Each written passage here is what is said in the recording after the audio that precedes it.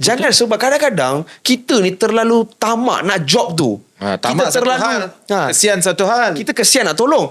Just sekarang ni yang saya selepas saya dah kena dah almost Sifu, almost 2 juta orang berhutang dengan kita. 2 juta? 2 juta ringgit Setahun?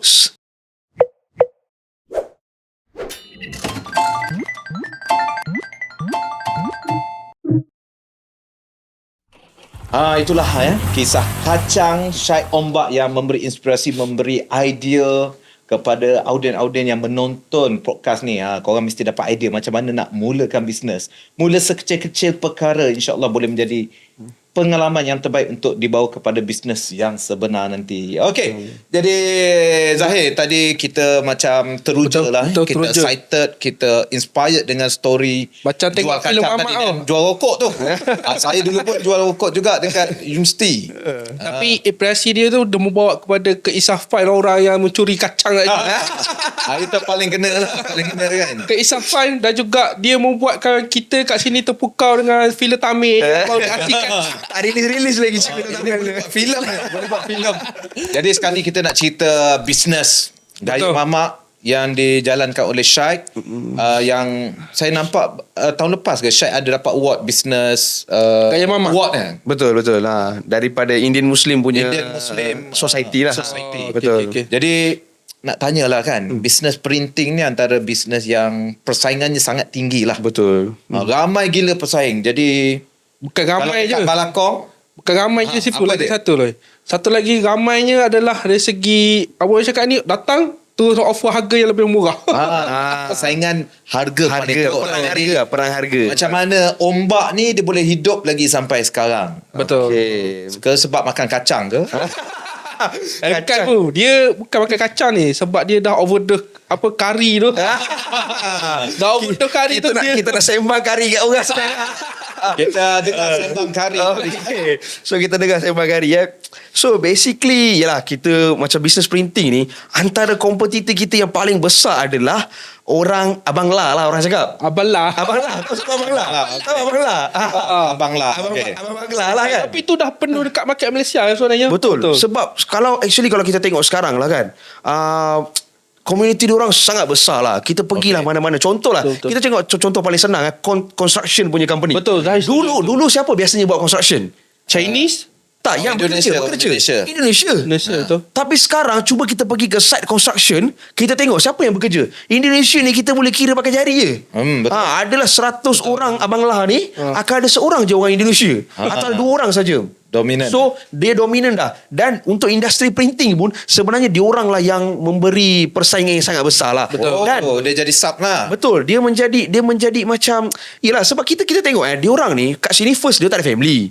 Dia tak ada, mungkin dia tak ada bayar cukai. Dia tak ada bayar KWSP, dia tak ada bayar semua benda, tak ada. SST semua dia tak bayar. Semua dia tak bayar. And berbeza dengan kita, semua kita bayar. And dia ni pula, dia akan duduk dekat kilang yang macam betul-betul dekat ceruk. Illegal lah ni. Illegal. Illegal. Dia tak ada sewa. Dia mungkin sewa dia lah. Ambil dia mungkin dia akan duduk dekat tempat yang macam dia tak perlu bayar lesen kedai. Tapi berbeza dengan kita yang lokal ni, semua tu kita kena buat. So of course lah, kita punya costing tu dah lebih, overhead kita dah lebih tinggi. Dan macam mana pula kita nak berkompet dengan orang yang offer. Kita nak berlawan lah. Kita nak compete dengan orang yang offer harga rendah ni. So first in terms of service kita lah. Sebab kalau rekod kita sendiri dekat Ombak ni, kita punya percentage orang repeat client lebih daripada 60%. 60%? Yes. So ini adalah data yang terbukti tau. Bukan sembang kari bukan Ini sembang apa ni? Sembang nasi kandang. Ini sembang nasi kandang RM400. RM400. Sekarang hari tu ada orang pecah rekod kan. So ini betul-betul sembang data yang memang kita ada data yang kita buat. So kita punya reputation customer adalah 60%. And kita pernah tanya lah dengan klien-klien kita yang repeat. Kenapa you repeat dengan kita? Bukannya dia tak ada option lain. Dia mungkin ada kilang A, kilang B, kilang C, kilang S, macam-macam kilang dia ada. Tapi kenapa dia datang dengan kita? First adalah dia selesa dengan kita. Sebab saya berkari dia. Sembang Sembang. nasi kandar. Bukan kari, sembang nasi kandar. Okey, nasi kandar. Nasi kandar kita gitu. Itu So maksudnya orang jadi selesa dengan kita dengan servis kita. So maksudnya contohlah kita macam mana cara kita handle. Contoh diorang ni ada permintaan yang pelik-pelik. Betul. Kita tunaikan dekat dia. Macam si Fubat pun banyak ambil dekat ombak. Betul. Lagi-lagi benda last minute. Macam hari tu Itu ada satu permintaan. barang Sifu sendiri direct dengan saya betul. Hari Rabu nak pakai, hari Isnin, tapi kita tolong buat. Sebab apa? Kita buat. Kalau kita boleh, kita buat. Ada hari ni, semalam, pagi tadi ada orang WhatsApp, dia nak petang ni pakai. Kita buat. Harga lain lah. Harga of course lah. Harga akan tinggi sikit lah. Tapi untuk Sifu, kita bagi harga biasa je lah. Keberkatan. Keberkatan berguru kan. Tapi maksudnya kita merealisasikan impian diorang walaupun last minute. So benda tu akan menjadi selesa. Dan benda tu lah yang bila contoh dia walaupun dia perlukan waktu tu normal order ke apa, dia tetap akan cari kita. Dan yang kedua adalah tentang kualiti. Kualiti kita walaupun kita buat last minute cincai macam mana pun, kualiti tu tetap sama. Macam mana nak jamin kualiti tu? So macam mana nak jamin kualiti? Sebab kita tim kita ada kita punya organisasi ni, kita ada yang komplit tau. Kita ada QC manager, kita ada HOD, kita ada supervisor, kita ada quality control tu semua kan. So sebelum barang tu keluar kepada klien, walaupun mak nenek urgent macam mana mak nenek urgent macam mana pun, tetap akan melalui QC tu. Kena proses tu kena. Wajib. Kita sebab itu adalah SOP kita. Macam mana urgent sekalipun, tetap akan QC dulu, baru akan sampai kepada klien. Betul. So apa beza servis yang diberikan oleh contohnya Syed dalam konteks bisnes mamak berbanding orang lain? Okay, so kalau kita tengok bisnes mamak mamak ni lah kalau kita tengok kalau nak senang lah kalau kita cerita pasal mamak ni, orang paling senang ingat adalah restoran mamak. Okay. Kalau korang tengok restoran mamak yang lagi-lagi yang macam baru startup ke apa, mamak ni punya hardworking, dia memang hardworking yang macam, yelah saya sendiri pun macam tu juga. Kita hardworking kalau contoh kita startup bisnes ni, saya sendiri lebih kurang 9 ke actually sampai sekarang pun 9 ke 10 tahun pertama ni, setiap hari kita sanggup balik lambat sebab kita nak merealisasikan amanah yang kita dah dapat. Amanah. Sebab Maksud amanah tu macam mana? amanah ni contoh Klien nak? Klien kita lah. Maksud klien kita order satu barang dengan kita, and dia cakap saya nak hari Rabu ni pakai, saya nak hari Jumaat minggu depan pakai. So kita kena make sure benda tu capai, benda tu sampai ke tangan dia on the dot. Bukan kita sembang kari. Kita sembang nasi kandar. Nasi kandar kita cakap. So maksudnya kita punya hardworking ni memang sangat tinggi. Kita sanggup korbankan masa kita dengan family kita. Betul. But bukan at the same time, bukan kita kita tak ketepikan pun family kita. Kita mesti ada quality time dia lah. Ada quality kita still time. ada. So, masuk kerja pukul berapa, Syed? Macam Balik saya kerja pukul berapa? Saya setiap hari sekarang saya pagi saya hantar anak saya pergi sekolah, pukul 8 saya akan hantar, lepas hantar tu terus saya sampai ke office. Kecuali saya ada meeting ke apa, saya akan pergi settlekan apa semua dulu, then baru saya akan sampai ke office. Tapi memang setiap hari saya akan masuk office. Kalau malam balik pukul berapa tu? Malam. Macam sekarang saya balik lebih kurang pukul 9, 10 macam tu. Dulu pukul 12 pagi. Pukul 12, pukul 1, pukul 2 pagi. Kadang-kadang ada sampai level pukul 2, 3 pagi ni saya dah tak larat sangat, saya tidur kat office. Dan pagi ke sebab memang minat sebenarnya? Dua-dua. Satu terpaksa, satu sebab memang kita punya passion. Sebab kita ada macam bila kita start business ni kan, setiap orang ada big why dia. Kenapa aku buat business ni? So macam saya memang berpegang sebab aku nak serve kepada klien-klien aku. So benda tu lah menjadi pegangan kuat lah kepada saya. Jadi dari segi business ni kan, berapa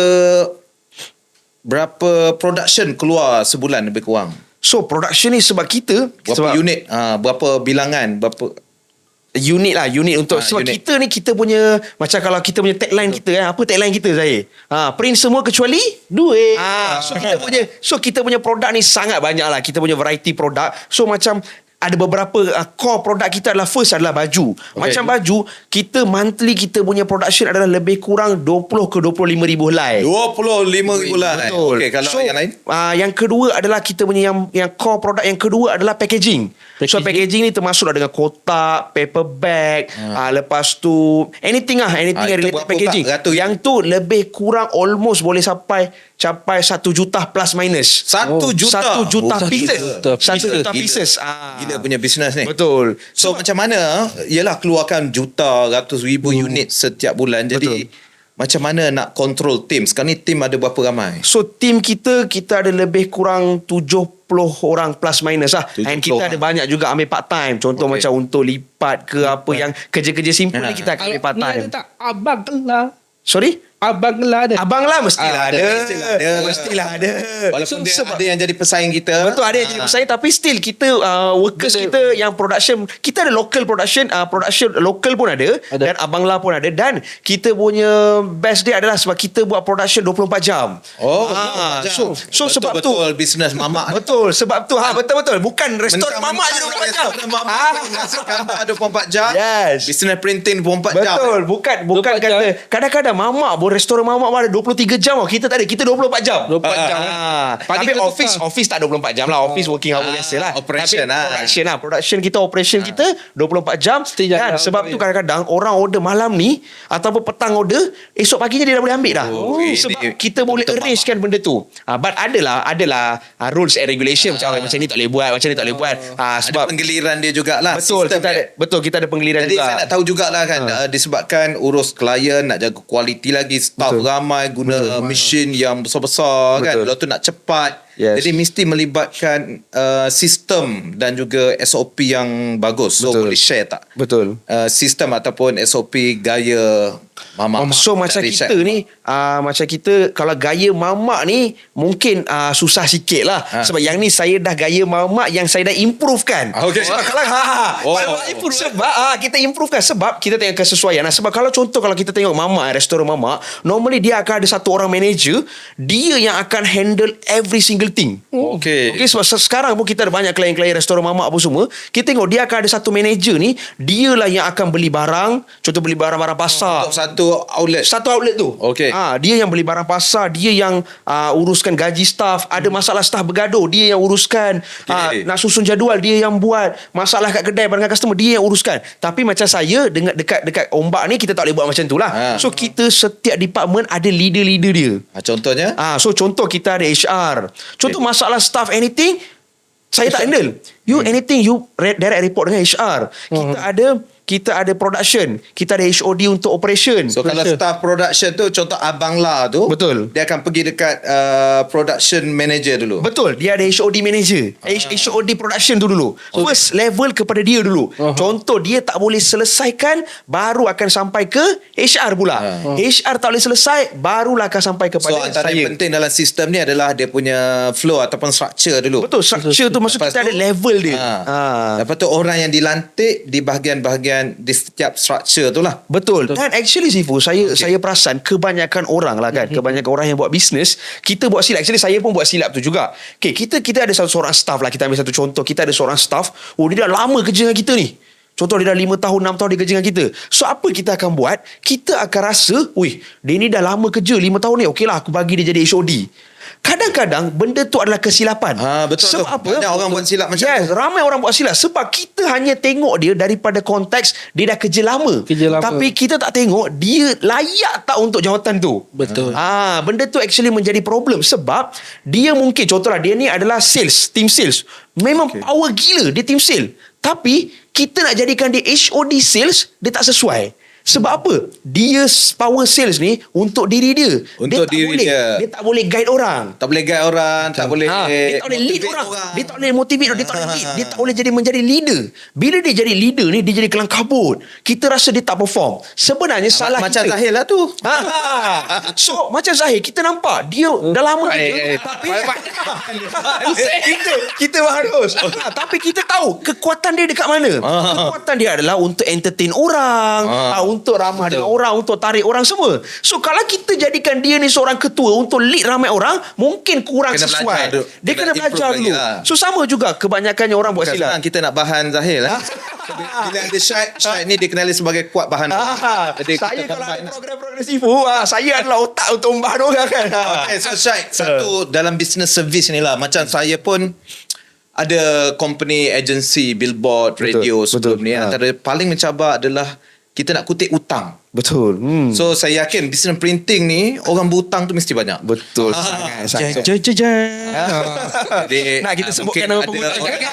Orang suka berhutang tu hati-hati macam mana menangani owner business yang kuat berhutang ataupun hutang jenis tak nak bayar ataupun liat gila nak bayar. Okay, so dia dua situasi lah kan. Okay, macam saya dua-dua pun saya dah lalui. Okay, first kali adalah kita dah bagi hutang lah. So kita dah bagi hutang, so macam mana kita nak kutip ni memang tak ada cara lah. Kita memang kena merayu je lah kat dia. Betul. Tak jadi Chatty. Okay, tapi actually last few months saya adalah orang yang betul-betul terlalu liat. Saya memang guna legal lah. Saya memang ambil lawyer. Liat nak bayar hutang. So saya memang guna legal. Tapi actually yang saya dah nampak sekarang ni, kita kena kuatkan SOP kita. SOP kita punya, masa orang kita punya, tu lah. Yes, tak, maksud saya adalah ini company kita. Okay? Kita yang buat rule. Bukan orang yang datang. So kalau contoh satu customer datang, dia cakap, saya nak buat dululah, saya bayar lepas 3 bulan. Kalau you rasa you tak nak, you jangan cakap okey kat dia. Simple. Ini adalah bisnes kita. So kita layak untuk cakap tak nak. Kita layak untuk cakap no. Jangan sebab kadang-kadang kita ni terlalu tamak nak job tu. Tamak kita terlalu kesian satu hal. Kita kesian nak tolong. Just sekarang ni yang selepas saya dah kena dah almost Sifu, almost 2 juta orang berhutang dengan kita. 2 juta? 2 juta ringgit setahun. Dia lebih kurang 2 tahun 3 tahun lah. 2 juta ringgit. Dan kita sangat-sangat struggle nak kutip hutang. Alhamdulillah sekarang dah kutip plus minus tinggal dalam 500,000 lebih kurang macam tu. Saya pun nak belajar juga tu. So cuba share macam mana cara dia. So yang tu share melalui saya buat melalui itulah lawyer tu lah. Saya buat melalui lawyer. Lepas tu saya cuba berbincang lah. Saya cakap kenapa you ada masalah apa? You at least sebab kadang-kadang ni Sifu, yang saya nampak yang satu lagi kekurangan kita bagi hutang. Contoh kita dah bagi hutang dekat CA ni, dia tak bayar lagi. Dan tiba-tiba dia nak order lagi, dia tak order dengan kita dah. Dia pergi order dengan orang lain. Dia dah bayar kat sana. Sebab apa? Sebab dia hutang dengan kita. So sekarang ni kita ni double rugi. Dah lah hutang pun tak dapat, order baru pun tak dapat. Nampak? So kadang-kadang kita tengok, kita rasa macam kita nak tolong orang, last kita yang sakit. Kita yang terkena. Kita yang terkena. Dua benda kita hilang. So sebab tu sekarang macam company kita, memang kita dah sangat strict. Kita bagi invoice, you bayar 70%, baru kita buat. Ada orang cakap, saya order kat sana, saya order kat sini, saya tak payah bayar lah, saya lepas siap. Tak apa, minta maaf ya Tuhan, you boleh order dekat sana. Sana boleh order kan? You boleh order kat sana. Bukan kita nak sombong, sebab kita nak tengok periuk nasi kita. Betul. Sebab hari tu, waktu yang orang hutang 2 juta ni, kita sampai satu tahap, akaun saya WhatsApp kat saya, Assalamualaikum bos, kita ada masalah financial sikit, KWSP kita tak boleh bayar. Kami dah ada, bukan tak ada duit, orang hutang. So sampai kita pula yang struggle kan. Saya ingat lagi dulu Syed pernah jumpa saya, dia meluahkan perasaan lah kerana salah pengurusan kewangan. Betul. So kadang-kadang bila hutang ni dia efek dalam pengurusan kewangan. Betul. Tapi kesilapan pada masa dulu tu, apa kesilapan Syed? So yang tu adalah pengurusan kewangan lah kan. So waktu kita ada duit ni, actually mungkin ini pun Sifu boleh share jugalah extra ilmu untuk saya dalam sesi ni kan. Actually bila kita ada duit ni, kadang-kadang kita ni kelabu mata bukan mata duitan. Kita rasa nak reward diri banyak. Kita rasa nak reward diri terlalu banyak. Kita punya nafsu ni kita tak boleh nak kawal. Kita jadi macam aku duit banyak, aku rasa steam dia macam bahasa kasarnya, bahasa pasarnya, kita rasa macam kita steam macam aku duit banyak ni, aku nak buat tu, aku nak buat ni. Tapi kita tak ada satu barrier tau. So actually apa nasihat Sifu lah untuk saya dan juga untuk business owner kat luar sana. Kalau kita tengok 4-5 tahun lepas, itu jugalah nasihat yang saya berikan kepada Syed. Betul. Yang mana itu menyelamatkan. Walaupun dia dah luka parah, tapi dia tak mati lagi masa tu. Hidup lagi. Hidup lagi kan. Jadi ikan. Perbetulkan. Antara yang paling utama lah, satu, dalam business service lah, saya utamakan business service, jangan bagi orang hutang. Betul. Kedua, jangan kita berhutang. Bila kita berhutang, kita akan hadapi masalah. Betul. Maksudnya hutang-hutang yang di luar jangkaan, yang tak perlu, mengejut, yang mana kita sendiri tak ada backup kan. Yang ketiga adalah jangan tingkatkan kita punya expenses. Contohnya expenses diri. Syed dulu rasanya beli kereta rasanya. Kau- Saya beli Sifu. saya beli van Sifu. Beli van. Saya beli van cash. Beli cash. Saya beli van Lepas cash. tu So foyer sakit. Dulu kalau biasanya pergi travel ke Sabah ke kan, naik AirAsia flight seat biasa. Wah. Tiba-tiba upgrade naik Dia business class. belanja mewah lah. Itu mesti dah sangat tau. Yang keempat, dia kena tingkatkan reserve lah. Betul. Reserve Cash kita sangat kuat, penting. kita boleh backup business kita. Kita Betul. boleh backup kita punya personal juga. Betul. Dan yang kelima dia kena ada mentality profit, bukan mentality sale.